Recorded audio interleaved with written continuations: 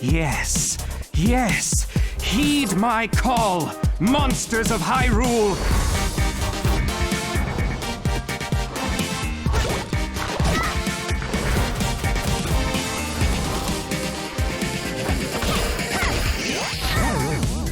Is this truly the best that Hyrule's champions can do? Far from it, Octavo. You're not the only one with the power of rhythm.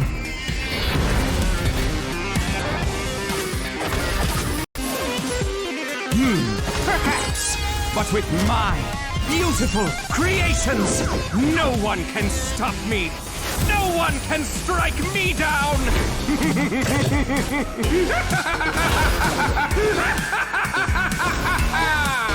No one? No one? Don't make us laugh.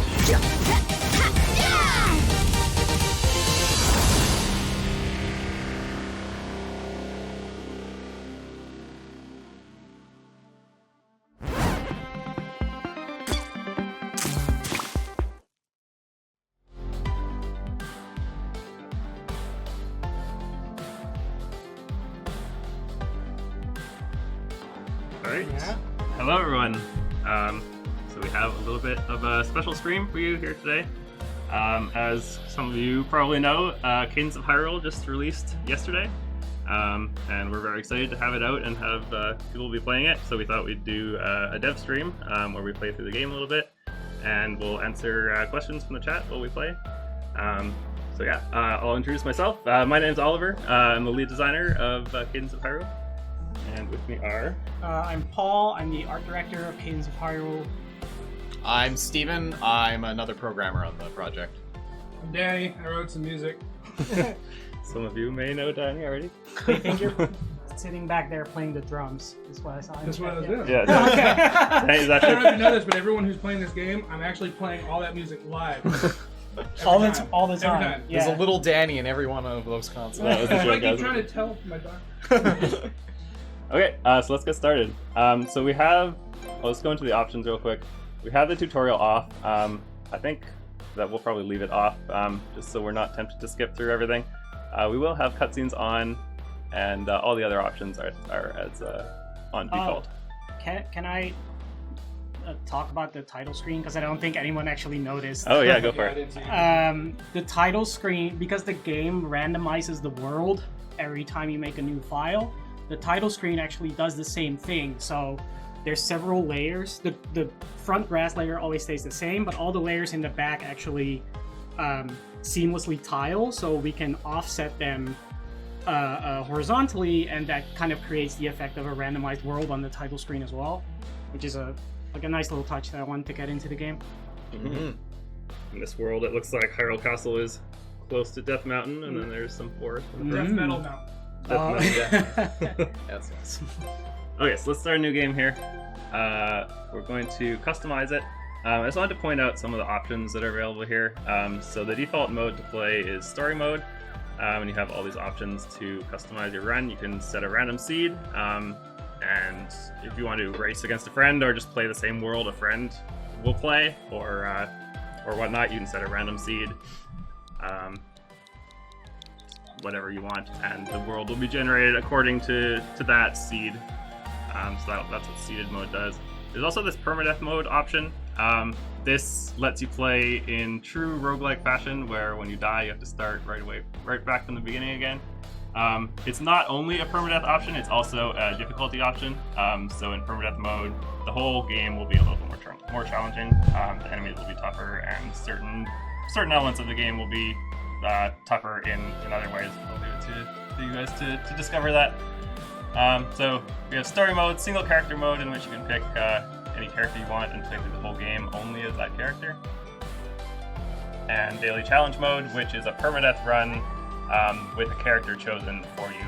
And this will be competing on the same seed as everybody else in the world for that day. So if you start a daily challenge on one day, your run will be the same as anyone else that started the daily challenge on that day.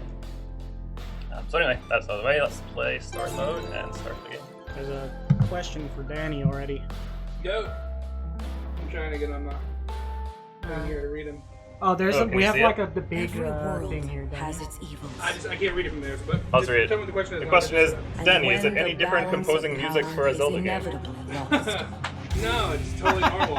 It's just a thing I do It's all up the to time. the courageous Yeah, it's so my and the musical wise. background is a lot of remixing video game music. Like one of the first remixes I ever did on OC Remix To in the early restore 2000s it. was Gerudo. And, But sometimes yeah, I've been in remixes of video game music for so long. The Sometimes. magnitude of it is new to me, and like the They fact need that the a people who little actually wrote it extra are gonna have thoughts. What do you mean by magnitude?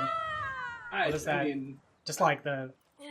so I did like Cave Story remix, Cave Story 3D, and that was cool. And Cave Story is a great game, loved by a lot of people, but it's not Right. a game that your grandma knows Right, what it is. yeah. Like everybody knows Zelda, and there's also a lot more baggage. Not baggage, but like people expect a certain thing out of Zelda. So I had to be really careful, like to put some NecroDancer flavor in it, but always keep that kind of crunchy, nutritious Zelda core. I like food a lot.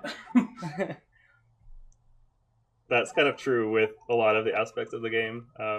Basically, we had to try to keep the NecroDancer flavor in things, but appeal enough to Zelda fans now that we're making a game featuring Zelda characters. That actually kind of goes Keep it into consistent with kind of existing Zelda games. the next question. I love you too, Mom.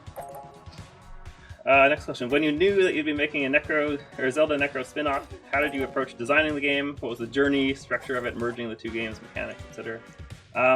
So when we first heard about the opportunity, we were obviously very excited, and a lot of us were kind of coming up with ways that Zelda mechanics could map onto, Zelda characters could map onto NecroDancer mechanics, and I think a lot of them seemed like fairly obvious and fairly like they'd work very well. Just the first thing you'd think was. So like, for example, when we heard about it, we thought, oh, okay, of course we have to make a randomly generated overworld with certain parts of it that would be hand designed and kind of have a different experience every time, kind of like playing a Zelda randomizer run.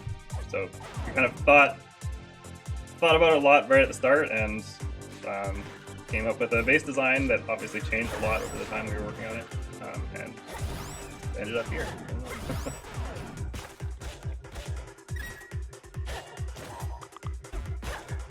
Unless you were paused, Stephen, on the item pickup, did you want to say something about about Nair's love?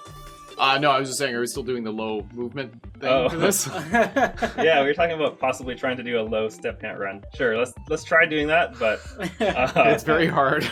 you can take detours to show people the aspects of the game that they might find interesting. Okay. But overall, we're trying to minimize our step count as much as possible. That will be the purpose of this run. I guess first thing, these were a relatively late addition. We kind of felt like the game didn't have enough puzzliness to it. So throughout the world, there are these caves with the kind of Octorok entrance that are designed to be less combat focused and more an opportunity to use all the items we added to the game, because they're somewhat useful in combat, but there really wasn't enough puzzling stuff. So I don't know. Personally, they were my favorite part of the game to design, was making like interesting ways to use the various items and stuff.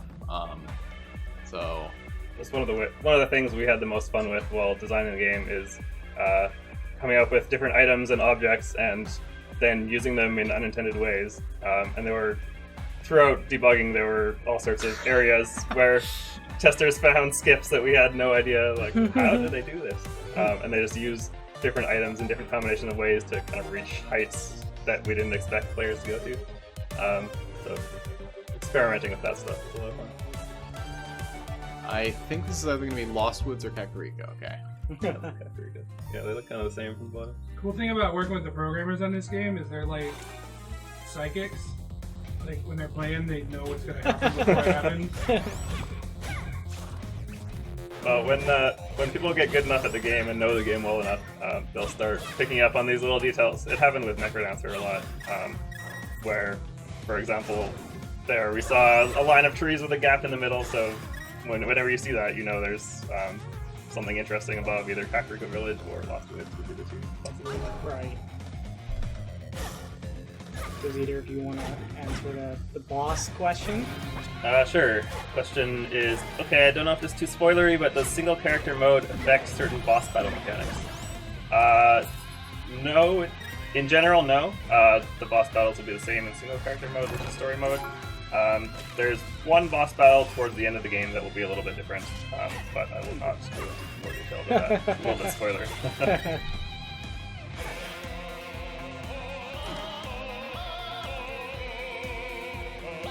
There he is. Here's Freddy. Should I fight him? Yeah, if you want, go for it. As long as you don't mess up our low step count run while doing it. Oh no! Yeah. Remember what I said? I'd take it back. We tried. Okay, somebody else do this. It's too stressful. Oh, so I skipped through that, but I guess I should have explained a little bit more. So that's the post-death diamond shop. So every time you die, you get taken to that shop and get an opportunity to spend any diamonds you've collected. And there's a freebie diamond sitting there, which I just collected. So that's if you haven't collected any diamonds, you're at 0. We decided to take pity on the player and give them a free diamond. Just so they can buy a shovel or a torch or something they might need for when they get back into the game. The game also, like, I think prioritizes giving you shovels and torches if you don't have one anyways, so... Yes, it does. Mm-hmm. We're nice. Dwang asks, what was your favorite moment during development of Cadence of Hyrule? This is a question for everyone. Favorite moment? I have to think about that.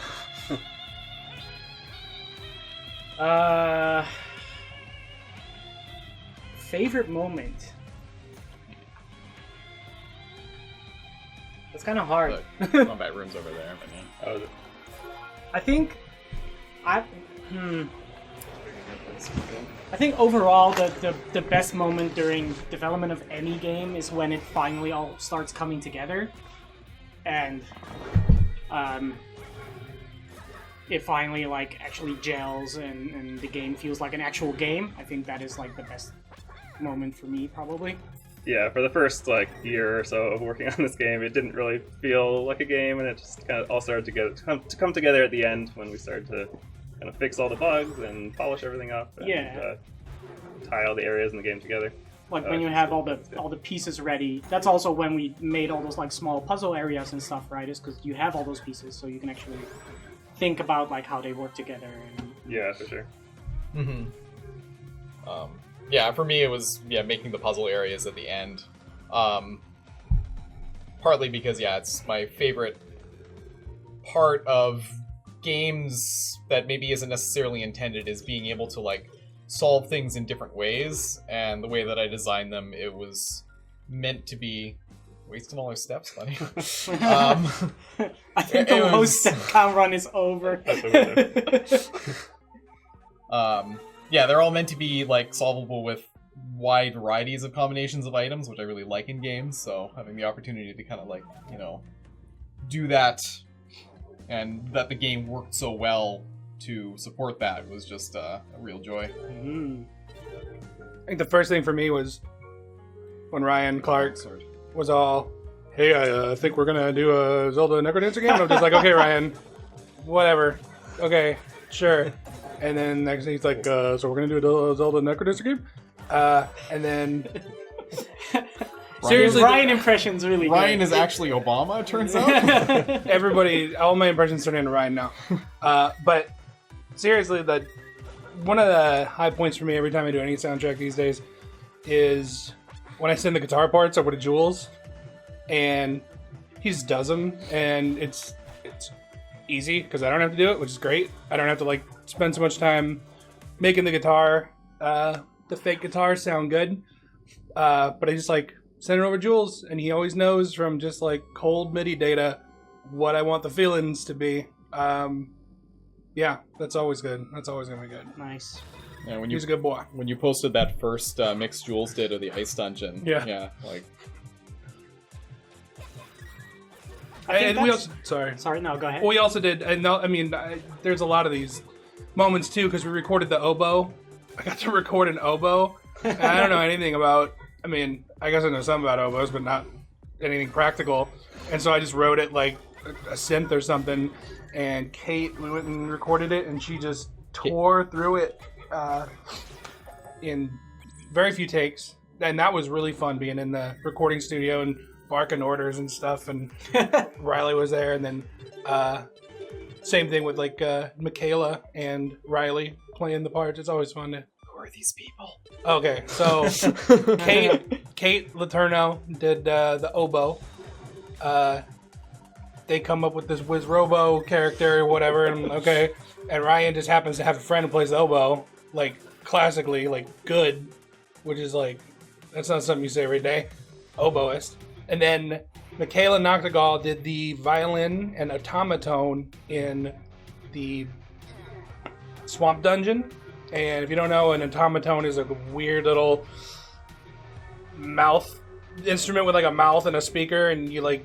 Anyway, it sounds weird. It's awesome. She killed it. And then Riley actually helped out on some of the cutscene score, and he's a literal doctor of music from University of British Columbia. So I sent him my compositions, and he threw up in his mouth a little bit and helped me fix it. So that was cool. Also, crazy piano player. Yeah, real all-star deal going on. I'd say my favorite moment from designing the game was doing the boss designs. So our general philosophy with the bosses tends to be give him a bunch of interesting abilities and make it way too hard at the start, and then watch people fail and which ways they fail. So it's a lot of fun just kind of designing bosses, watching people try to beat them and usually dying in horrible ways at the start, and then slowly kind of giving the bosses more tells or more toning down their abilities or whatnot to slowly try to balance them to appropriate difficulty levels, which I think we ended up doing as best we could. So Yeah. I think that was the most fun part for me.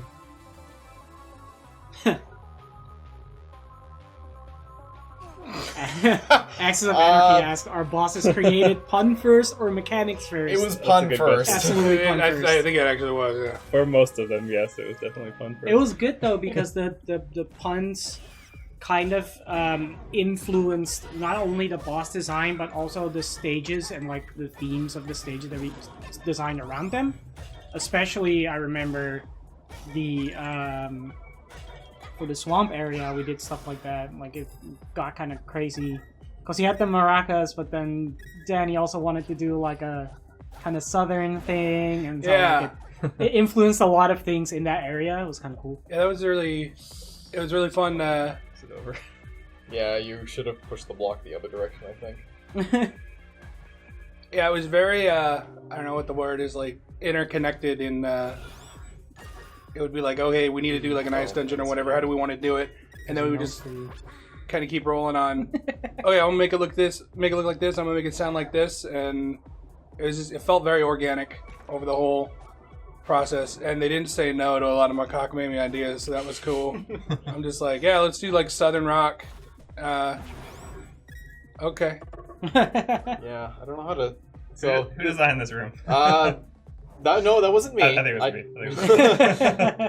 So you basically. I think I need more items in you order to get need the chest in that room. Power Glove, or at least possibly Kane or Rito to beat that one. Yeah. Which I think is good. I think it's good that this game needs items to beat. So yeah, I don't know. Basically, right now we're just kind of wandering around. Wandering the world trying to find a dungeon. Basically, I know there's one kind of to the left of me, or to the west, I guess. So trying to get there. Oh, I guess we should mention these screens. If they look very different than the rest of the game, it's because they are. These were like sort of hand-designed holistic screens. In terms of how the world is built, most of the main areas are generated kind of as flat stuff, and then we put in a couple hills, and then we also have some hand-designed little things we stamp down in some places. But this is... Some of them require items to traverse, which I do not have right now. So we're going a long way. But yeah, that's an example of like a 2-screen chunk that we made as a whole big map that we just put somewhere in the world, just to make it feel a little bit more deliberate in design rather than just being like a smattering of a bunch of random stuff. We'll talk a little bit about the world design. As you guys probably noticed if you played the game, the overworld is procedurally generated, and it's generated at the start of the game and does not change, whereas the dungeons are a little bit different. They're generated every time you enter the dungeon, and every time you die or re-enter a dungeon, they're regenerated. And we thought, basically we knew we needed to keep the overworld consistent throughout a playthrough, just so people will not get lost and think it would be weird if the overworld changed. But for dungeons, we decided to generate them each time, just kind of to give more variability, since they're all procedurally generated anyway, or for the most part. It'll give people, I guess, more variability playing through them over and over again, as they're more likely to do, because dungeons are more dangerous than the overworld. Right here, I'm just at a fortune teller house, so I'm going to have my future read. I love her. Question from Look at This Pizza. What are everyone's favorite tracks? Oh, you want to know that, don't you? The Danny ego stroking question. Don't you, Danny? I'm just still thinking about pizza. Mine are probably Dark World track and the title, like menu music. The title screen one, like, you really beefed that up in like the final stretch of development. Like, it's so good, man. It's a lot to do with Joel putting it through his gear, like the Joel. Joel Ford, very easy name. He's the mixing engineer we use. He's down in LA, and I went down and did a session with him, and yeah, he did. I did all the writing and all the stuff, and then sent him the stems, and he did the mixing and mastering. Did a killer job. And they added vocals to it. That's all, right? To the title screen. Oh, track? yeah, that was Adriana, Yeah. who is Jules, the guitar player's partner. She's awesome. She's very small. She's smaller than my dog, but she has a wonderful voice. And yeah, we were struggling for a bit. I'll get back to the question, but we were struggling for a bit on the menu music because we wanted to do like a crossfadey kind of thing. Yeah. Because a lot of the Zelda games, it's weird. I almost didn't say Zelda because for 2 years I've been not saying Zelda. But in other Zelda games, you are in the very start of the screen, and then you go into the file select, and it changes or something like that. So I wanted to do something like that. Initially, I was trying to do like Ocarina of Time opening track because that's one of my favorites into the Fairy Fountain, but it just wasn't working and whatever. And then very late in the game, it was like, all right, fine, I'll try Zelda's Lullaby instead, and the chord progression lined up, and it works great. And then I used some temp vocals, got approval to hit up Adriana, and she killed it. Nice. But my favorite tracks is Dark World 2, and probably Swamp Dungeon, just because it's kind of like a little country, a little bluesy. Yeah. And that's just something I love doing stuff that just, you can only make so many chiptunes, man. And just bringing it home down south every once in a while, like, feels good. I like Swamp Dungeon a lot too. That's, it's great. Why we decided to use it for the fortune teller huts also, just because we thought it fit the theme, and I don't know, it's such a cool song that it worked well there too. And so it's funny too, because like I was trying to do the Swamp Dungeon music, and the fortune teller music was actually my first stab at that, and it morphed into the current combat Swamp Dungeon, and then I just trashed that one, and we used it for the fortune teller. So it's actually like it was like grandfathered in, but it's because the peaceful track in the Swamp Dungeon now is a totally new track that doesn't use any of that. My favorite track though is Overworld Peaceful. That one's just, it's classic and feels so peaceful and rewarding for when you clear a screen. So, I don't know, it's nice. Yeah. So right now we're going into the Frozen Grotto. I just woke up Zora Prince and got flippers for him, which is kind of the intended way of getting into this dungeon, although there are many others also. Let's see. You haven't talked about what my favorite music is. Yeah. What Danny's favorite music is? Well, I'm still trying to think. I really like the Temple of Storms dungeon music. And I guess it's because like I really like Danny's music in general, and that one kind of felt like the most normally Danny like. Like, I know you keep wanting to expand your horizons and stuff, and I just want Danny to keep making the same thing over and over again. I'm not your monkey. So, like, either that or the Gerudo Valley one, just because, like, it's... Ooh. Oh, yeah. So we just died there. Yeah, Shot. that was me being impatient and rushing into a room full of wolves. But no, so the Oh, Storm Dungeon Poly- one. I'll play. Yeah, I'm bad. But You may want to get a Harkin or a spear. People have Yeah, spear a or a spear. Harkin. I think Storm Oh, get Dungeon. the Harkin! What are you doing? I didn't have enough. I wanted the spear first. Hard mode. Now you can use your shield. Well, we have 2 range. That's But Storm Dungeon was one of the very first. Sorry. One of the very first ones I did. It was Wow, I'm going the wrong way. for the prototype. I think there were some tracks that we never used as for the prototype, but like the Telltale Heights Zelda thing, I think was the very first thing I did because it was the easiest one. It's like, well, what's the best song? Let's do it. But yeah, like it's funny. Like the Storm Dungeon one was made like 2 years ago, and like it's probably the most NecroDancer one because it's like the closest in proximity. Oh, no. Mm-hmm. Get out of here! Because anyone who's done music for games and stuff, like over the development, like you change, you get hopefully better. But like, so the later tracks are going to be better than the early ones because of the time scale. So it kills me when I hear it, but it's all right.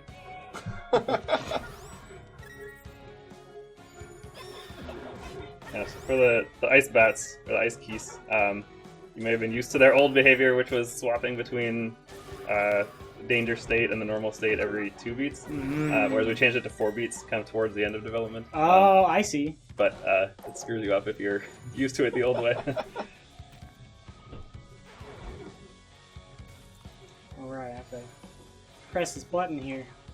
Well, no, the button just swaps between ice and water that's tiles in the dungeon. Could be useful depending on your items. Yeah.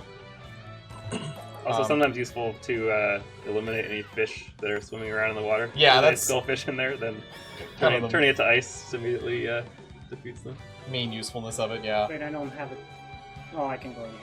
I thought I needed a key up here, but I don't. No! Get out of here! No! You're fine. One Oog 1A says, "What's everyone's favorite item in the game?" Steven, I know yours. Really? Yeah, is it not the cane?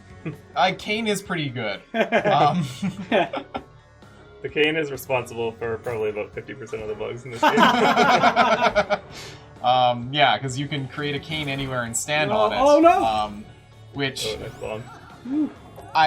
we just sort of decided, yes, we should definitely be able to stand. Well, standing on blocks was kind of from the beginning, but standing on the cane block, it felt same right.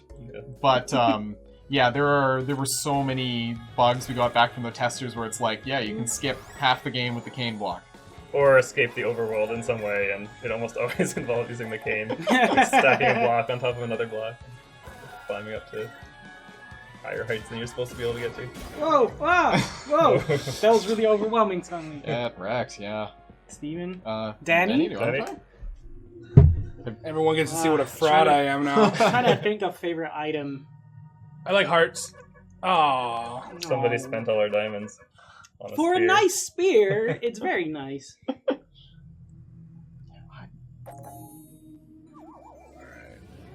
I'm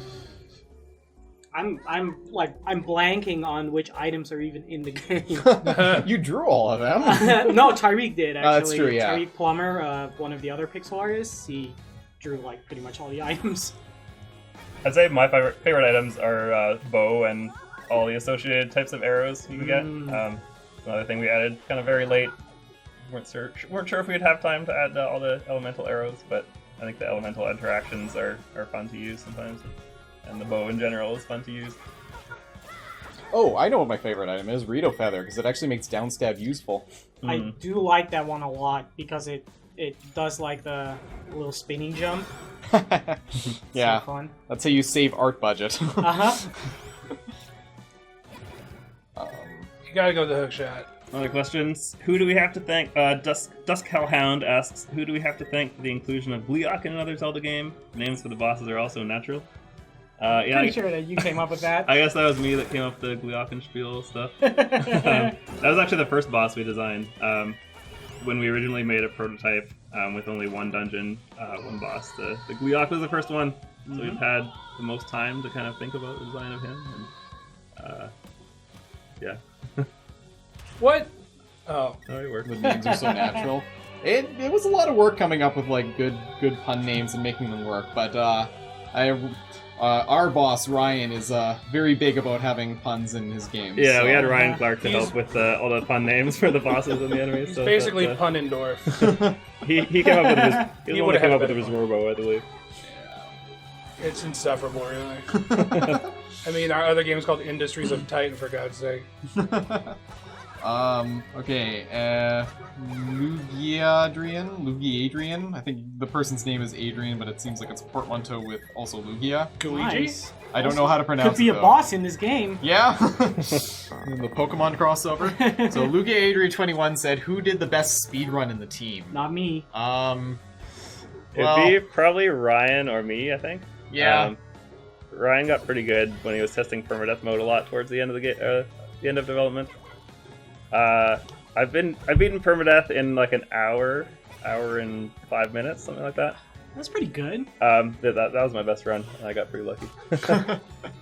I have So not I would say beaten probably it yet. Ryan is the best. Yeah. I just blank out sometimes and forget what I'm doing with my life. I'm supposed to go down, right? You need a key. So Well, no, Don't he's already. Oh, wait, yeah, you you beat did the it. boss. Yeah, You beat the I boss. think You you just can need to go go up up the the stairs. stairs. Yeah, just go up the stairs. Ah, there's a compass. A compass. Compass. yeah, follow the arrow. Yeah, see, there's the stairs. Where did compass go? What? So I'm going up? Yeah. Yeah. Yeah. It's going up. But that was unnecessary because we had already finished Oh, we the finished first that floor. You could just go straight Yeah, to the you have to second go to floor. So that's cool. It's alright. As you might That's the first floor. as you might suspect, Danny, that's the first floor. okay, so I'm gonna go back. You have to step on the block and go. I don't need your backseat. And, I finished the music a while ago, and I've been on Titan, so I haven't played in a long time. So I kind of forgot how to Zelda. But yeah, neat thing Danny added. It was relatively late. Was the second floor of every dungeon has like extra stems for the boss involved, so you can hear a little bit of oboe in the background of this this piece. It's a good in this detail. floor. Yeah. Tyreek's Is your- actually in the chat. Hi, Tyree. Hello. 4-Bit Friday. It's today. Tyreek was another one of the pixel artists that did a lot of work on mostly enemies. Mostly Enemies and enemy items. Some items too, yeah. He actually, I think Ted did most of the enemies. Ted Martins. Tyreek Ted did did a a lot, lot too. of. Tyreek did do that Riz Rogue. But Tyreek did a lot of items, and then also helped out with playable characters a lot. Right. Oh yeah. Big. Come on, you old penguin. Oh, he doesn't want that money. I see. He's a, Wait, do So- enemies not route through items?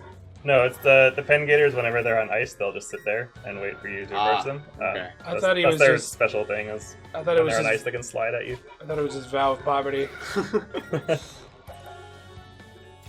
There's the oboe.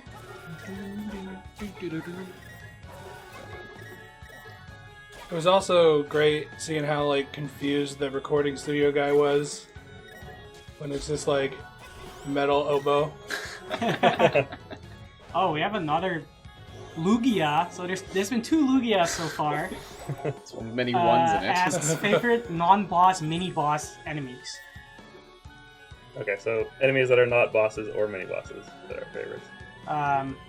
I think enemies that are not bosses and could also be mini-boss. So just not bosses, I think is the Oh. question. That's not how I interpret it. Or, But that's, okay, now whatever. Either way, Yeah. answer it as you see it. Favorite enemies. Favorite enemies. I think. I really like the Octoroks because they were really fun to animate. And I tried to make them look like vegetables in this game because they're usually in the ground. And they don't really walk around, so that's one of my favorites. I don't even know what enemies are in this game. It's quite a few actually. I think the Wizrobe is just so dope. The animation, everything they do, casting spells, dying, they always look great. Yeah, I love the Wizrobes. That's a good point. The little snowflake dudes are cool too. Yeah, I was gonna say Wizard also. They're pretty cool. They've got a lot of kind of unique behaviors that make them interesting. Mm-hmm. I also like the wolves, the wolfos. Yeah. Just because their movement behavior is a little bit different and a little weirder than a lot of enemies. In that they move towards you when you're facing away from them, but if you're facing towards them, then they run away from you. They're kind of similar to how we designed the goblins in the original NecroDancer. We wanted an enemy that was kind of cowardly, so would flee if you're getting close to them and would try to attack you in the back. So it's kind of two different approaches to doing that with the goblins and the wolfos. I think they worked out all right. These shots ain't gonna hook themselves, you know what I mean? You gotta do it. So that choice of 3 thing in each dungeon, that was also a relatively late addition. Felt like to give it a little bit more of a roguelike flavor, giving players an option to kind of spec themselves as they play the game. So Yeah, I really like that. It also gives players more strategy. So, say if they saw an area earlier in the game that they knew they would need a specific item for, they see that item as part of the choice of 3. They could weigh the decision of solving that puzzle against maybe obtaining a more useful item in the present. So I it's a more feel like interesting strategic decision for them to make. I feel like this boss is actually horrifying because it's like 8 of these dudes merge into each other and then they can only breathe through a tube. I always thought they were summoning him. Yeah, it looked like summoning, but then he Then where do kills they them all, go? I guess. Why do they disappear if they summon? Don't you know Well, anything about summoning? no, it shows the death sprite there. Yeah, wait, so he kills them. Oh, so it's less horrifying that it's mass suicide. It's Oh wait, still we were a supposed to little- keep this it's complete. still All a right. little bit messed up for sure. Yeah, this was kind of the last area we designed, and I think at this point we kind of like stopped caring about the game being like making sense in any way. It makes sense. It makes sense, yeah. This is my favorite boss that I animated, is the Wisrobo. Yeah, me and Paul actually worked together a lot on this one. Yeah. He needed references for oboe, like spirited oboe playing, and those Yeah, like- don't exist. So you gave me like marching band Yeah. references and stuff? Marching bands like jazz bands, like people playing the trumpet. Yeah. It worked out great. Kate's probably so mad at me right now, just trashing the oboe. It fit the personality of the boss, which is good. Yeah, it's supposed to This be guy is- goofy and horrifying all at the same time. Yeah. I like that. I was Yeah. I was worried about that because, like, you know, you always got to keep that beat readable. But I just this is like the number one kind of music I like to write, which is kind of like spooky, kooky, melodramatic, super minor keyed, over the top. And you'll notice the instrument plays on every. Anyway, but yeah, it was. I forgot what I was gonna say, but I like oboes. That came through in the Lost Woods areas also. Just like it had Yeah. kind of the same vibe. It was kind of kooky and spooky and But also kind of silly. Yeah. key at the same time. Kooky, spooky. I'm gonna get a cookie. Jaguar Nick asks who did the character sprites. So if you're referring just to the playable characters, then me and Ted Martins designed Link and Zelda sprites together, and then I animated all of Link and all of Zelda. After that, I did pretty much all the, at least like sprite design for the playable characters, and then the workload was kind of split between me and Tyreek.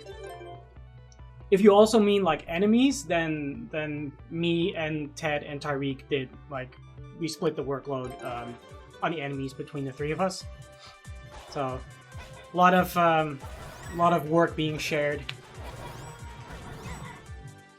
Paul did a lot though. Paul did probably the vast majority of the character animations, or Yeah. the player animations at least. And I, a lot of the enemies also. Mm-hmm.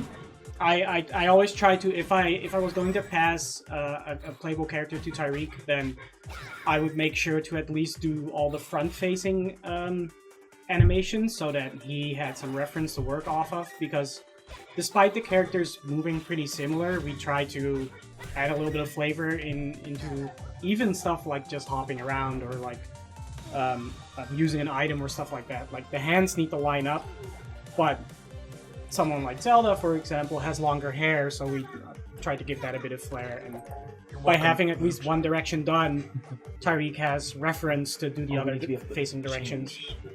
You have a longsword. You use a longsword. Oh yeah, that's right. Yeah. This is the next level stuff that I just never think of. So here we were trying to figure out a way of changing facing. So there's only certain items that allow you to do that. Longsword and bow being kind of the two main ones. So there's often situations where you'll want to pivot your character without actually moving. So that was one of them, in order to hook shot across there. And this is now one we of have the bow. We can do it in the other way as well. one of the things watching streams and stuff, and I saw a lot of people playing the last couple days, and like a lot of people don't seem to use everything, but I think as I started seeing people do like second playthroughs and stuff and just try to do kooky stuff, like that's the coolest stuff to me, is when people find these weird ways to turn this way and hook over here and do this and do that and bomb this. And I think as people get better at the game and get more used to the game, we'll see more and more people use their items in interesting ways. that speedrunning is going to be dope. Hopefully man. in ways we've never thought of. Yeah. Tariq actually said something in the chat that that is also kind of interesting, is that we try to give all the characters different facial expressions when they move and use their items and that kind of stuff. So it's barely noticeable, but if you pay attention or you play back in slow motion, you can see that actually all the characters have different facial expressions and behave differently. Even for stuff like they swing a sword or they grab an item or something, it's they try to do something different, which is actually like, as the roster became bigger, instead of just like after we did Legend of Zelda, we did Cadence, for example, that it actually became quite hard, because then you have to like, oh, I already did an item get animation with one hand up and with two hands up, so what am I gonna do for Cadence? Like, I have to make this different somehow, and thinking about that kind of stuff is always challenging but interesting. That reminds me of having to do the 3 different levels of every piece of music when it just feels so tapped out. And yeah, because if y'all and notice, like, virtually every track in the game has 3 versions: a combat version, peaceful version, and like an 8-bit low-level version for like the menus or whatever. And it's just, they're not. It was a similar thing with like the hot and cold side of NecroDancer, where they could be crossfaded. Do you need to concentrate? Should I shut up? I'm sure you haven't done this 38 times. Yeah. You did it! I wasn't able to respond. I was concentrating. But yeah, I just wanted to say that it's the thing about making stuff for video games is like, you always got to go a lot deeper than you think you're going to need to, especially, at least from my point of view. I'm never doing the code or anything. I know how none of that stuff works, but like, right? Like, you have to... So I'm like, hey, why don't we do these 3 levels of music? It won't be a lot of work. And then it just starts multiplying. You know? I remember saying when you suggested that, it's like, I think that'll be a lot of work. Are you sure you want to do something like that? No, it'll be fine. It was fine. It was fine. That's such a classic trap of game development, though. Yeah. I've been doing this 10 years and I still ain't learned my lesson, and I refuse to. I love being in over my head, personally. Like, yeah, I feel like one of the harder parts of making a game is having all these great ideas from different team members and other people that might play the game, and just saying, oh, that would be cool. We should do this. That would be cool too. Yeah. And then still managing to release it on a somewhat reasonable schedule. Still think we gotta do that battle royale, man. Yeah. Everyone gets a beat. So we can probably answer this question and also talk about the area we're in. Sure, we'll talk a bit about the Lost Woods right now, and then we can answer the question. So we're What? Control Z. Control the Z. question went away. Oh. It was about animation flourishes or something? Okay. Anyway, so we're making our way through the Lost Woods right now. We're taking a detour through this cave. But Lost Woods works a lot like Lost Woods in, say, Zelda, The Legend of Zelda 1, or I think there's a couple other Zelda games that have similar mechanics with the Lost Woods. Or if you don't go the correct direction every time, you'll end up back at the start. And there is a path through. There's a couple ways to find the path. Should I give away the secret? The secret is to get the Tingle Tuner. Oh, Yeah. so that's Only the intended way of $4.99 finding from the your- Nintendo of eShop. finding your way through is to help Tingle in his cave, to help wake him up. then you'll get this Tingle Tuner item, which will vibrate your Joy-Con. Or if you're using a controller that does not support vibration, it'll play a sound. Kind of echolocating or using the HD rumble feature of the Joy-Con to guide you in the correct direction. So as we're progressing, now the enemies are different. We're on the Moblin screen, which was different from the previous screen with the readout on it. The question came back. Okay. Dusk Hellhound asks, what is your piece of flair you're most proud of with the animations? For example, Link tapping his foot to the beep when idle. What is this? What is this voice? What am I most proud of? There's so many animations in this game. It's really hard to like think of. In general, what I like the most is how much movement there is in everything. So what I did for a lot of the animations is I actually say a character is standing and then a character, for the item get, for example, they have their hand up. I kind of just snap between those two poses, but then by moving single pixels around, I sell the motion more. So if a hand was here, I'm trying to sell like an arc, I would just move like one pixel further to the right in like the final frame, and that kind of sells the motion. So I tried to do that in every single animation. I tried to have all these pixels swimming around and selling like clothing motion and all those other things. So I think that's what I'm proudest of for this game, and I think that's what really took the art to like a higher level. It's really fun sometimes to screenshot the game in the middle of a character doing an animation, like an attack, and if you get it just at the right time, the characters will make like really goofy faces with the pixels all distorted. Yeah, it looks completely natural as an animation, but just if you happen to pause it on that one frame, it's a little bit funny. I think the funniest ones for that specifically are when they lift and throw stuff, because when they lift, there's one really quick frame where they're really struggling trying to get it like up above their head. And when they throw something, there's one where their face is just completely stretched and their arms are their arms multiplied. are kind of way out like that. So just going to quickly mention this.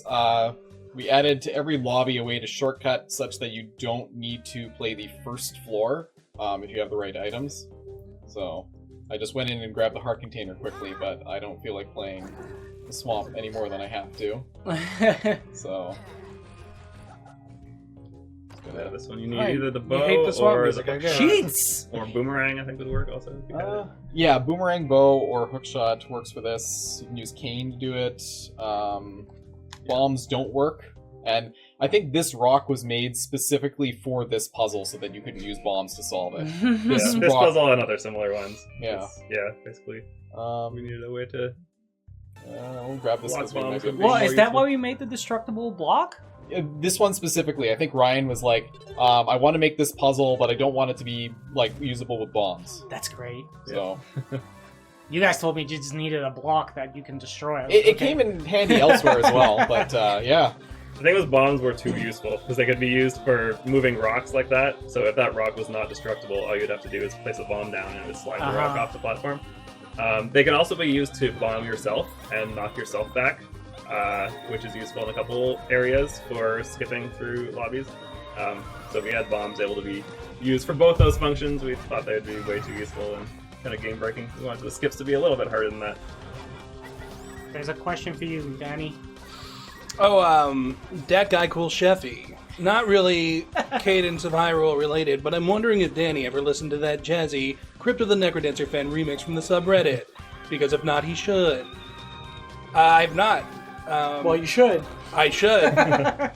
I'm in this really weird stage of my life where there's like more remixes of my stuff than I can listen to, which is one of the coolest like byproducts ever. It just if y'all ever did a remix or something, it's on YouTube or something, and just it every time it just blows my mind. So there's an entire jazzy NecroDancer. I'll get in that. What I want to say about this, so these are kind of some of my favorite tracks in the game, because one of the things I try to do to, I don't know if keep myself interested is the right way to say it, but like to keep things evolving is like, I like to try to write music in genres that either I don't necessarily like or am proficient in. I don't really like country. I don't hate it, but it's like not I would ever go to. But like, there's just something about that down home, old school, like Willie Nelson, Double Went Down to Georgia kind of thing. And so when we were talking about this, like the peaceful music right here, the slide guitar and stuff. I grew up in Arizona, where it's very. We're doing a clean stream, so I can't say the real words, but rednecks, I guess. I'm kind of a redneck. But, like, so I grew up surrounded by, like, Garth Brooks and Brooks and Dunn and, Rascal, I don't know. But, like, so this idea of just, like, southern country-ish kind of stuff, like, find a way to make it fit into this. And so, like, that's why you have, like, the automaton and the weird stuff. And it's just, like, finding a way to bridge a genre that I don't really ever utilize with existing like tools and synths that I do, but I'm really happy with how it turned out. And Jules got a beer bottle and just did the slide guitar and everything, and just yeah. And then this is kind of the apex of it all. Here is just kind of I grew up listening to a Canadian band called I Mother Earth, and they're a huge influence on me because they're like rocks, almost kind of a southern kind of rock, but they have like huge Latin influences. And so because Go Maracas has maracas, part of the challenge right in the music in this is like, okay, so it's a swamp and stuff, and then there's a monster at the end, but he uses maracas. Like, figure that out, right? And so like trying to triangulate that stuff and make it all thematically work, like that's kind of my thought process. Hearth Twist asks, was Ryan directly involved in this game? Yes, he was. I'll answer that. So yeah, he basically Brace Yourself Games has gotten a little bit bigger, and Ryan doesn't have time to be the main guy that does the design and the project management and production of every game that we're working on. But he was very involved in the design of this game. He would give us design feedback constantly. He designed the tutorial and did some of the programming to implement the tutorial at the beginning of the game. And kind of almost on a daily, at least semi-daily basis, we would do playthroughs of the game and talk about design, and he would kind of go through each enemy and talk about like what he thought the enemy should do and what they shouldn't. So he was very involved in the game. Right now he's at E3, or I guess he's on the plane on the way back from E3. He was doing some promotion for Cadence there, Cadence of Hyrule, and also for one of our other games, Phantom Brigade, that he was working on. Where are we going now? Well, we're gonna get the double stamina meter first. Oh, good idea. Ooh. I like that you guys did the whole. How many Deku Nuts do you have? I have 11. Oh, that's enough. Like I I did- went in the wrong direction. the half, Actually, oh no, I totally meant to do that. That was the fastest way to do it. the half magic gag from Link to the Past Yeah. comes back. Yeah. And like it was fun. I was watching Cobalt play it, and he's just like, "Wait, did I just lose half my stamina?" Wait, I Yeah. didn't even know you could do this. We tried to throw in little references to previous Zelda games here and there. I never saw this screen until I was on a stream.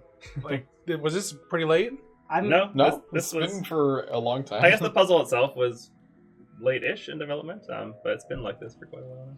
I mean, everything. My whole vision is just notes, so it's kind of hard. All I see is notes. It just looks like nothing to you. Yeah. somebody I'm so else- sad that Sure. the text box, even when it's collapsed, it like blocks part of like above Tingle, because the confetti is like I drew all this confetti like coming Yeah. down, and you never see it in the game because the text box is just in front of it. So how do we get up to Temple of Storms? Is it completely blocked off? Yeah, did you mess up all of No, it? it's definitely not completely blocked off, but I think it's at the far left you have to go yeah, up. I think I have to go around to the left, and it's not going to let me go through the Lost Woods that way. So I guess you go down and around, or maybe let's do the desert first. I saw a question earlier in the chat. It was talking about the difficulty of the game and how did we kind of balance difficulty to keep both NecroDancer fans and possible new players to the series happy. So that was very difficult for us. We knew that NecroDancer was quite punishing, and we thought that any people coming from the Zelda series, like a Zelda background, might have a lot of trouble with it if we made it as difficult right off the bat. So we wanted to make it kind of ease players into difficulty a little bit better. That's why one of the main reasons why we have the Overworld. It serves as kind of an area to explore and to make yourself stronger.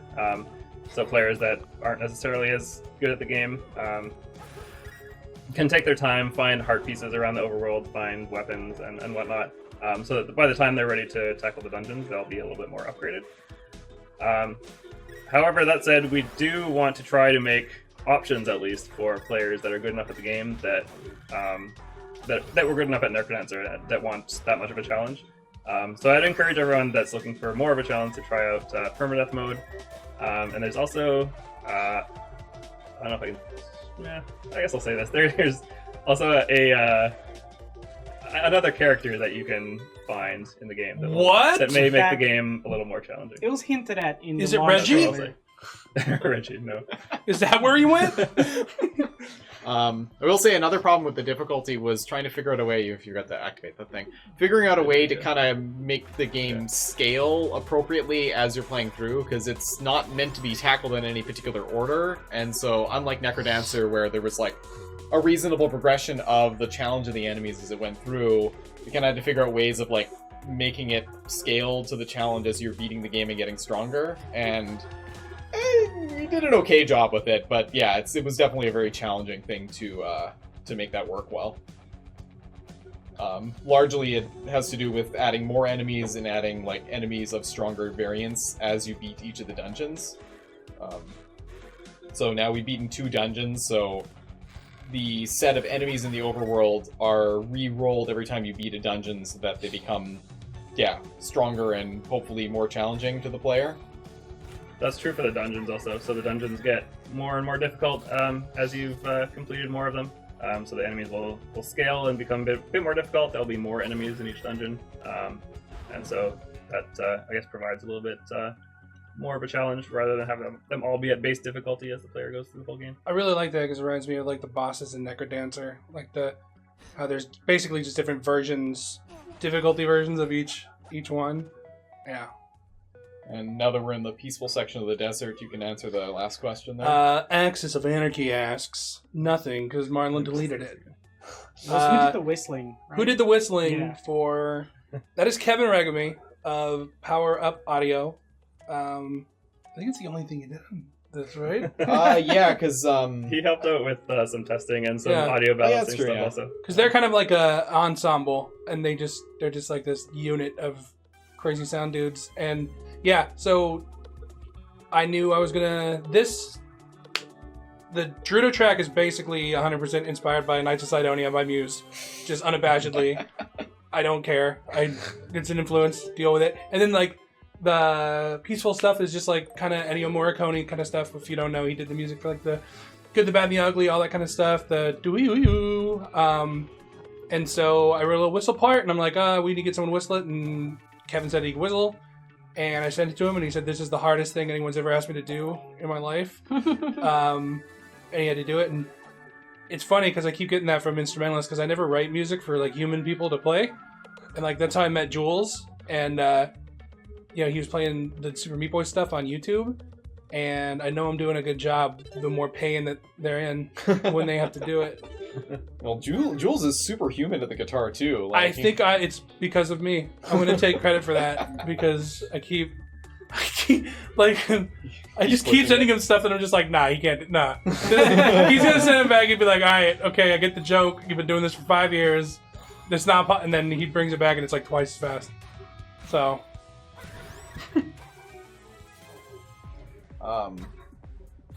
Yeah, another thing when we were designing the game is we kind of wanted each area to feel different, not just like look different, but also play a little bit differently. So each of them kind of has their own flavor in terms of like what you need to do to get to the dungeon. And so this one, sort of like a scavenger hunt in the desert and stuff, but it doesn't really require any specific items. It's just sort of like, I don't know, Yeah, like this a one you're gauntlet thing. required to find 3 gears around the desert. The Gerudo inside the dungeon will tell you that if you talk to her. Sorry, Jules chimed in with Danny's music is baby mode easy. And to that I say, you're welcome. Your training is complete.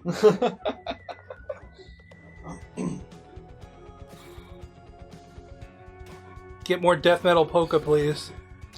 I still don't even know how many people found that in the original game. Just tell us here. Sometimes you can get into this configuration. Oh, yeah. Oh, here we go. Maybe there is death metal This way. polka. So is the level generation for each area also different to give it like some... All the overworld biomes have slightly different level generation. Okay. Yes.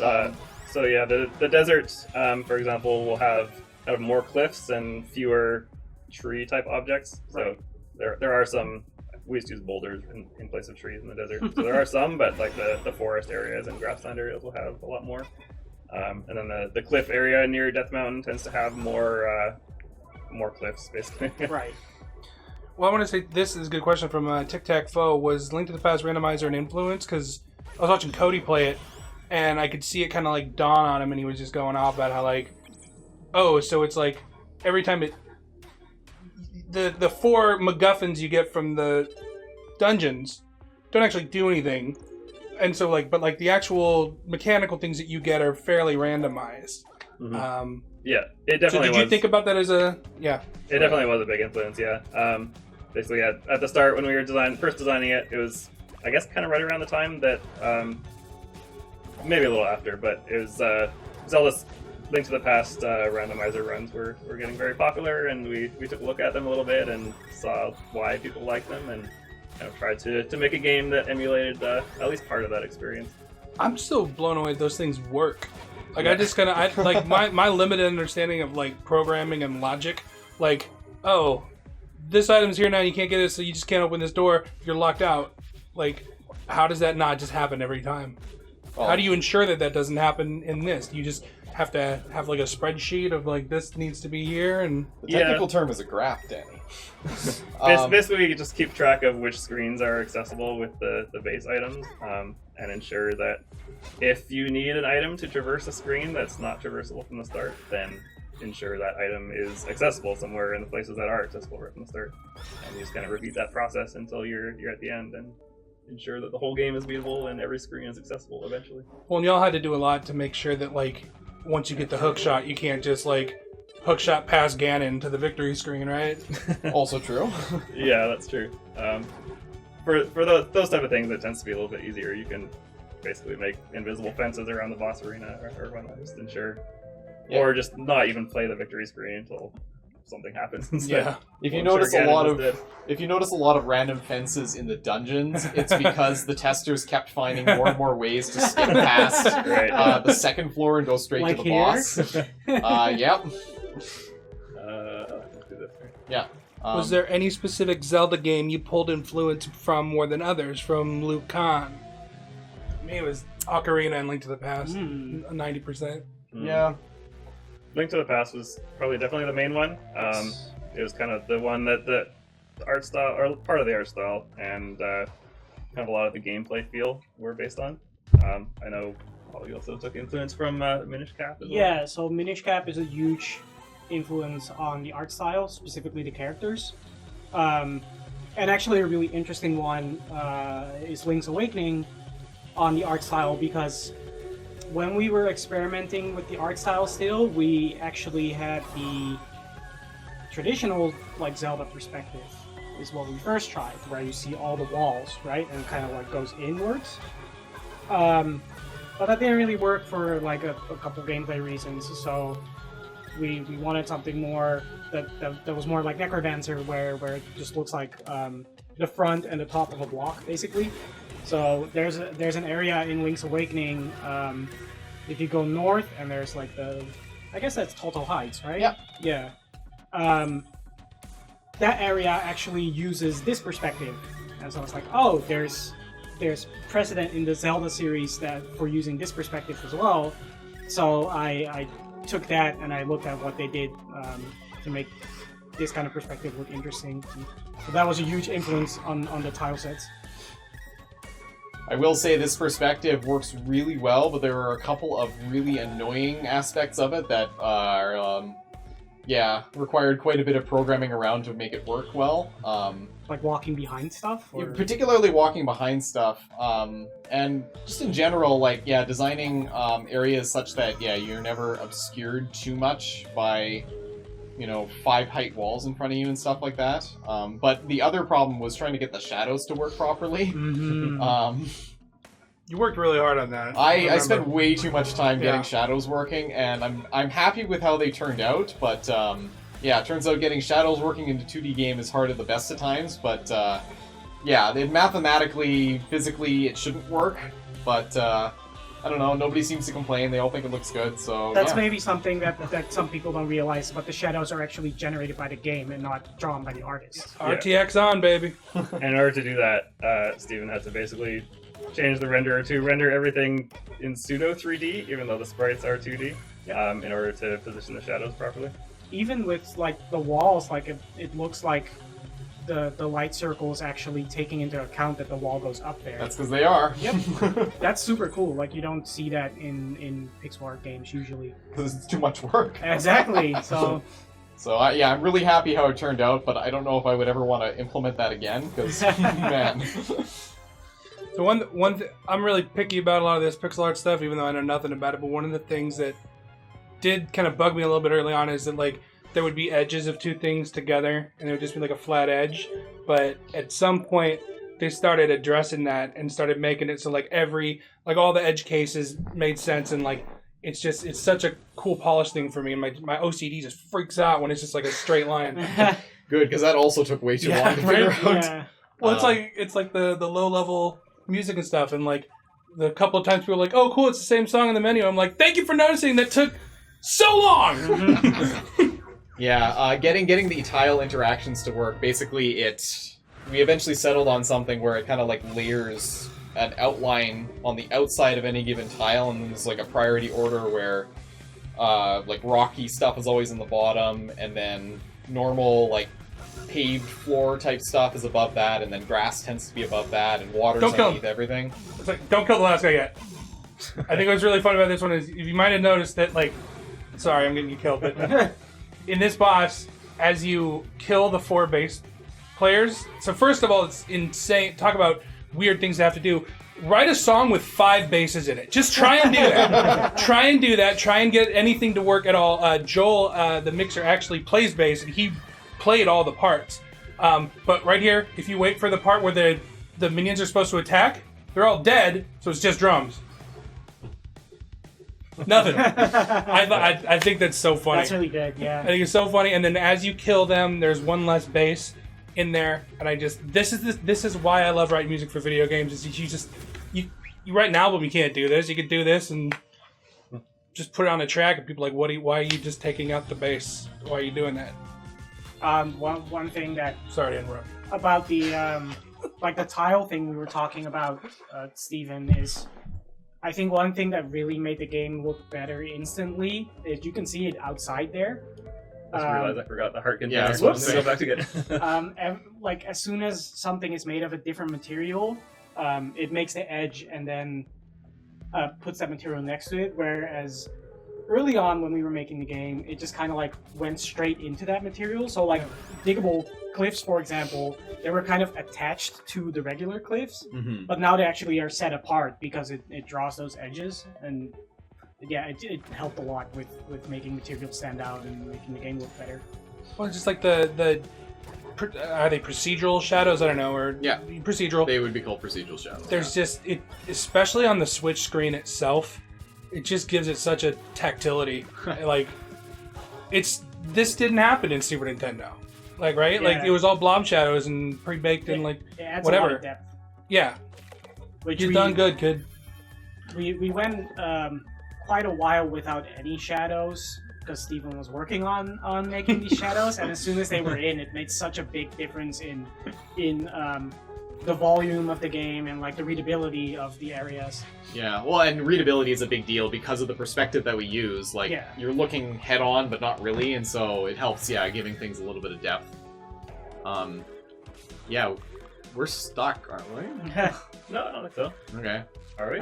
Well, no, did you figure out how to get to the Temple of Storms? No, not yet. Jules asks if Cadence of Hyrule uses ray ray tracing. tracing. God, I love ray tracing. And Mr. Spokes asks, so how tempted were you to use the same instruments in this as in Link's Awakening? Actually, not at all, because I think we went with puns first. Yeah. So And I making gotta- ones wouldn't work as well as Boss Pun's name. Yeah. Oh, there we go. names. Okay. I gotta admit, I never finished Link's Awakening, so judge me now. Oh, wow, I really You're like how judged. the windmill screen looked there, where it's bordering like several biomes. Yeah. It's kind of cool when Yeah. this happens. So this is another thing we added fairly late, just to kind of give the player or give the world a little bit more coherence, to make the adjacent screens a little bit more visible on any particular screen, so you can see kind of right on the edge the biome of the adjacent screens. Kurt Gardner says, "Hey guys, came here to say I love you all. We Hi, love you Kurt. too, Kurt."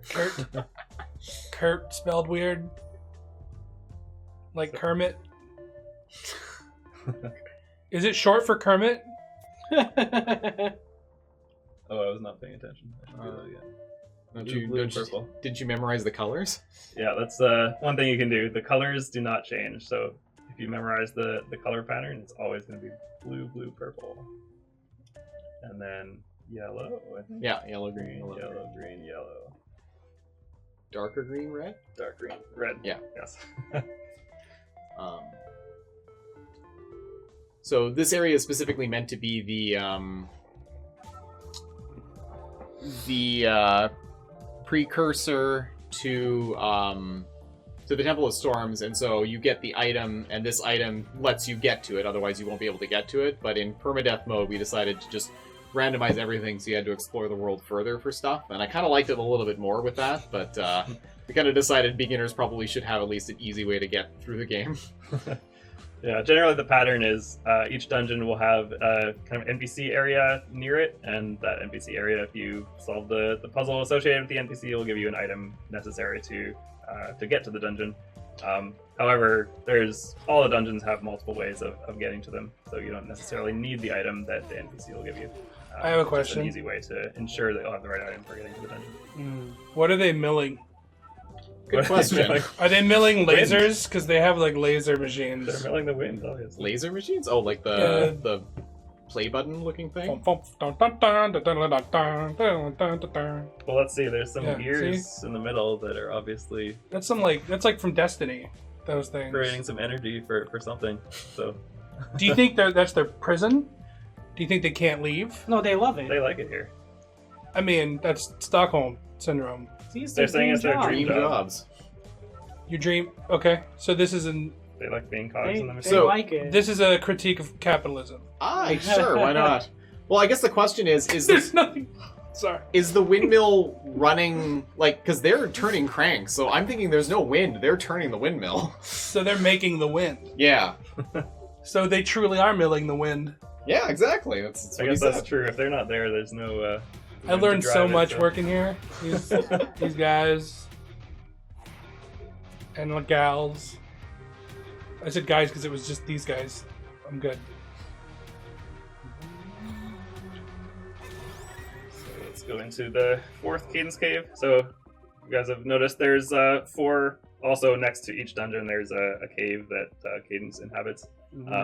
So basically, if you visit all 4, then you'll get to the point we're at now, where he'll join up with you, and then you can play as Cadence through the rest of the game. I think, from what I saw, a bunch of people actually missed that. Yeah, I think a lot of people do, just because the caves aren't necessarily so obvious. So at least the first one that you go to will give you the loot, which is really the most important thing that you'll want from these caves. The second one will give you your other special abilities, so either Spin Attack if you're Link, or Din's Fire if you're Zelda. But yeah, they're optional to complete the game. You're not required to find them all. Oh, I messed that I think up. it's cool too because then in games where it makes you find everything or just you just feel railroaded. Like I like that you can miss that kind of stuff. Mhm.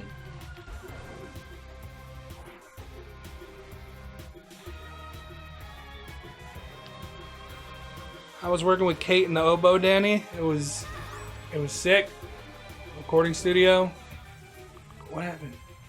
You hit a switch. Oh, right. I hit a switch to drop the bridge down.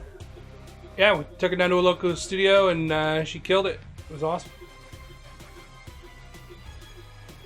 You just hook shot it. Yeah, you're right. That's one of the nice things is when there's actual musicians. I'm the only musician in the office and like on the project really. And so like they got art people to talk to all the time, but I gotta talk to all these people like muggles with the music stuff and just have so like musicians would come over and it would just be like I can speak English finally. Like yes, syncopation. Sorry, that's probably an easy one. I'm probably being very patronizing right now. No, that's fine. I know music. Sort of. It's always interesting. I've kind of like learned over the years to like translate, but honestly, non-musicians give some of the best music feedback in a lot of ways. There's just because there's no conditioning. There's no like. I mean, that's why I give the best art feedback that you've ever gotten. Because I don't know anything. This Hinox is a little bit dangerous here. He's a black one. He's a bit stronger than your average Hinox. Oh. Oh no. It's okay, the bombs don't scale up. Oof. Thanks for hitting me there, didn't you? Mm-hmm. Alright. We're heading towards the last of the 4 main dungeons in the game. The Temple of Storms. We'll probably end the stream before, we're not going to do a full playthrough. So we'll end the stream probably right before we get to Hyrule Castle, before the end game, and let you guys discover that for yourselves. Don't want to spoil it.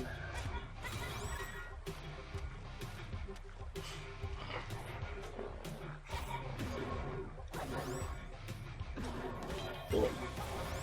As you can see, a lot of the enemies are getting a little bit more difficult now. Or I'm just playing worse, one of the two.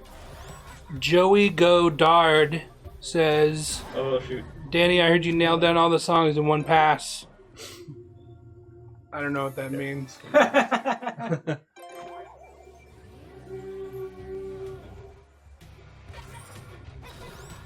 Joey is actually Power Up Audio. Him and Jeff worked with primarily on this, and they're just... I'm so spoiled, dude, that I got... Because I never got into the programming stuff, so I don't really do, like, implementation and all that. And it's just... I can't believe I've been doing it for 10 years, and I still have people to babysit me and make my stuff work. It's, Yeah, Power Up Audio Charm did a great Life. job on the sound and Yeah. audio and music balancing, everything for the game. just... It's so put in a lot of work. comprehensive. Like, there's so many sounds for everything, and the way they crossfade and trigger, the way the music crossfades, everything is just... I'll try. Be able to do it. You can also skip it if you want. With the Oh yeah, you can first skip floor, past anyway. the first floor. You just have the tower shield. So you can just Oh pass the yeah. There you go.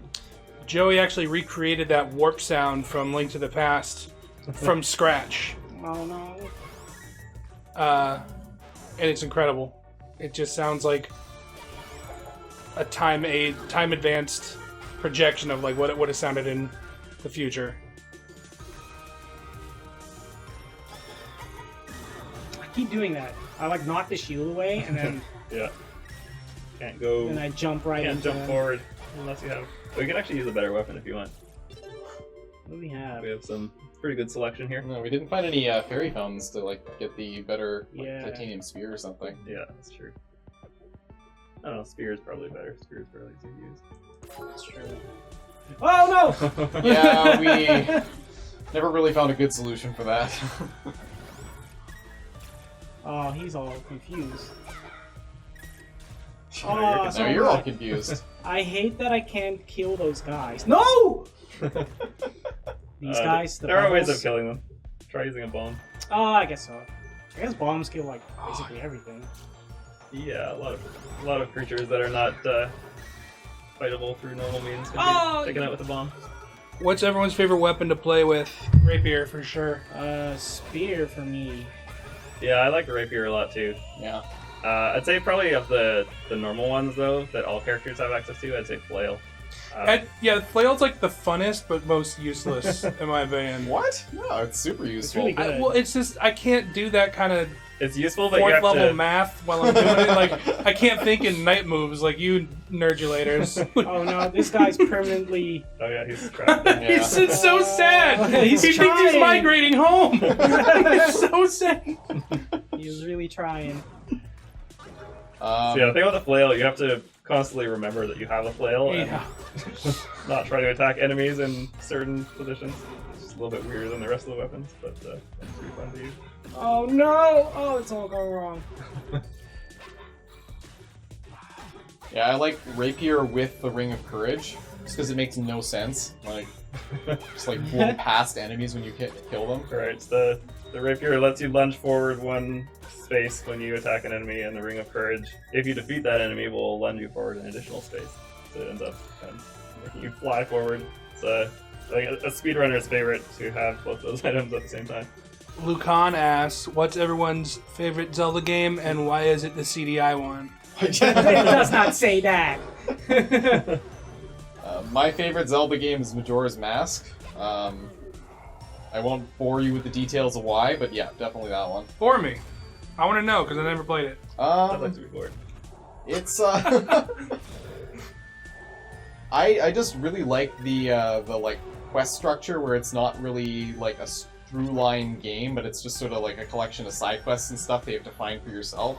And I especially liked the small details they added for like what happens if you don't do a particular side quest or fail it or something like that, and they have dialogue for characters talking about how, well, the world's gonna end and I never, found my true love or whatever. I think there was one like that in there. So you like sadness? And yeah, the game is also very wonderfully melancholic, which definitely suits my mood. The thing that put me off of it, I'm sure it's great, but just like the whole like resetting timeline thing. See, the like thing there's is, that other game coming out with they showed at E3, and like it's a thing that just never has that mechanic just felt like trial and error to me. Like what mitigated that for you, or did it? the game is just so well designed around it. Like, for one, you get something early on that makes the time scale go much slower. You want to do? I'm bad at this one. Sure. Just gotta use those bombs. Yeah. So if you use like the slowdown thing, and then the other thing that helps it is that the game's designed for like resetting easily. Pretty much every like restart point gives you like a full slate of arrows and stuff. So that part of it isn't as punishing as people maybe think it is. But then on the flip side of it, and this may also be my nerdulator self, is the fact that I really liked having to like plan around how long activities take. So you have to like decide like, okay, on this cycle I'm gonna do this, this, and this, and maybe if I get it all good, I'll have some time to do this. It's like running chores, but in Zelda, so it's cooler. So everyone else's favorites. What is yours, Danny? Man, it's so hard to choose between Ocarina and Link to the Past. All right. Because there's which nostalgia do I want to draw from? 10 years old or 14 years old. But if I had to only have one, it'd have to be Link to the Past. All right. It's just, and it's even just like the music. Like, there's not a single track in Link to the Past that isn't just one of my favorites. Ocarina started getting a little more, a little less my style, a little more atmospheric. You might notice I like melodies and not a single second of boredom. Oh! Yeah, It's like impending doom there.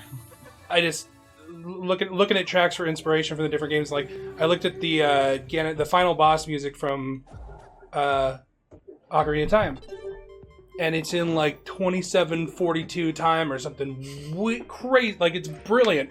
It's like and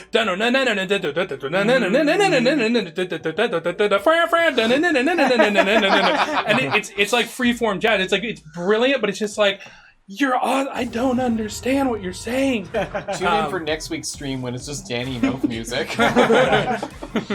Actually, have you heard of 8-bit music theory? Yeah. Yeah, the guy did a video on that where he's like, it changes meter every couple of bars. I think I saw that video. That's crazy. And I just got a migraine. No, it's and like I was saying, like I would love to try to I don't want to say too much about how it impacted any music in this game, get spoiler and stuff, but like, I do love to like try and understand music that I don't just like intrinsically just like immediately. I do try to like understand it at least and like do stuff with it. So I don't know. Maybe when there's a game that doesn't have to have a beat on every beat. Do you know how great it was when I was done with this to do some Titan music where I could have a rest in the music and there didn't have to be a beat on every beat? I sobbed. Yeah, I think that's maybe something that people might not realize, but doing anything for a game that has to be on a beat is very different from... You have to think about the beat when it comes to anything. Like, the animations all have to have a frame that is meant to play on the beat, and so... They also, like, they can't be too long, or like Danny was saying, like, the music, like, it needs to, like, just keep going. And this is why the peacefulls were just such a godsend to me, just because, like, still have a little bit of a pulse in there, but every once in a while, just have it so there's just nothing, because NecroDancer was designed with, 40-minute play sessions or whatever, that kind of thing. This is, I saw Cody took 13 hours to beat this yesterday, right? And it's just like, I don't care how good you think the music is or not. Like, if you're for 13 hours, like, it will kill you. That was part of the reasoning for having the peaceful and 8-bit versions of all the songs, just to give the player a little bit of a break in the action. Also, it fits better when there's no enemies on the screen and there's it's a little bit less intense. You can move around freely. It's nice to have some music that's kind of matches that feel. I'm also just hyper interested in music that like confers a gameplay information. Like the shopkeeper, you can echolocate. The peaceful thing, like it informs you of that state change, right? That's the stuff that's just so interesting to me. You guys should say your favorite Zeldas. My favorite Zelda is Link to the Past, for sure. The one I kind of grew up with when I was a little kid was the original Zelda, but I think Link to the Past kind of refined the concept of Overworld, having Overworld, the dungeon design and everything. Just the first time I made it to the Dark World in Link to the Past and thought, what, you mean it's not over? This whole another half of the game I haven't beat yet. That was just amazing for me. And the second half of the game was just as good and just as well designed as the first half. So yeah, that one would be my favorite. For me, I think I'm the only one who has like a more recent Zelda game as a favorite, which is Link Between Worlds. I think it takes what Link to the Past did and the way it like messes with what you know about that game and plays with that is really cool, and then also how open it is really cool, because you can tackle it in like any order basically. I really like that about it. It's kind of weird because it doesn't have 2D graphics, which you would expect from me probably. Like a lot of people probably think it's Minish Cap for me, but yeah, Link Between Worlds is like really, really high on my list. I might say Link Between Worlds also if I wasn't blinded by nostalgia. That's the thing. Really solid game. I did not grow up with Link to the Past, so. Some kids are growing up with this right now.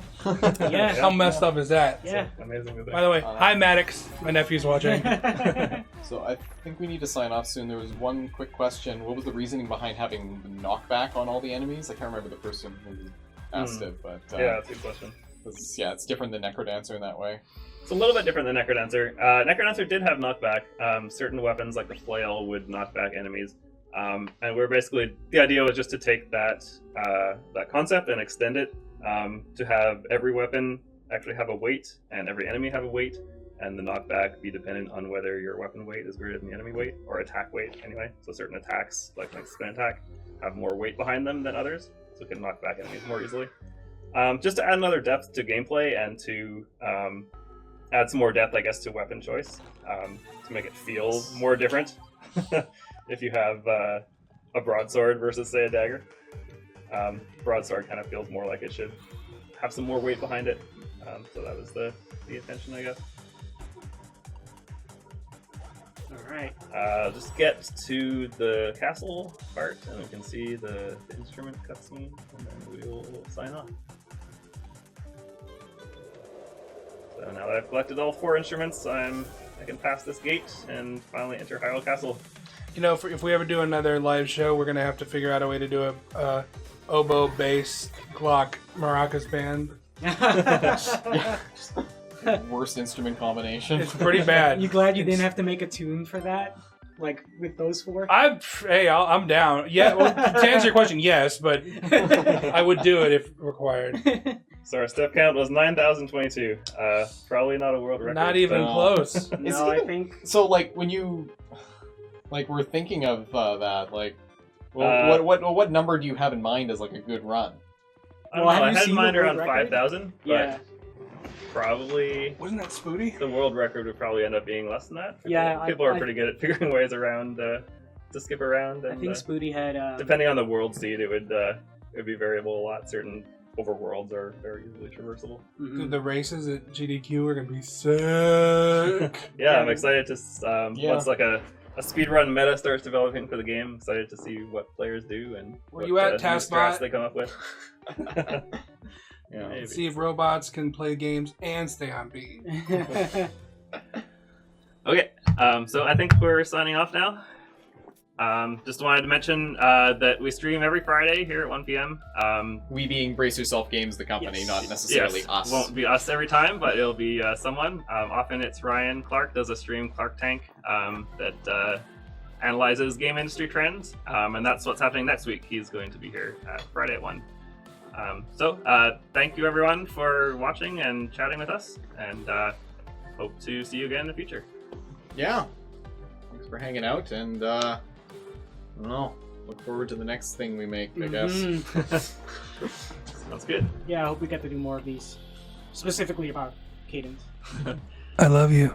Yeah, also, just thanks to everyone that's bought and is playing the game. It's been a lot of fun for us to kind of watch streams of people playing, and I'm glad it's out there and people are having fun with it. Finally. Also, I wanted to just quickly thank Marlon and Leanne. Marlon's our video production guy, and he did a lot of work on setting up the stream and getting all the trailers ready for the game and everything. So thank you, Marlon, and thank you, Leanne. Also, Leanne's in chat. She's our community manager. She's been helping out with the stream as well. Oh, and shout out to Chloe for doing the set dressing. Oh, yeah. and Chloe, also office manager, provided us with these cool props. Yeah. Okay, thanks a Alright, lot, everyone. thanks. Bye. Bye. La la la da da da da da da.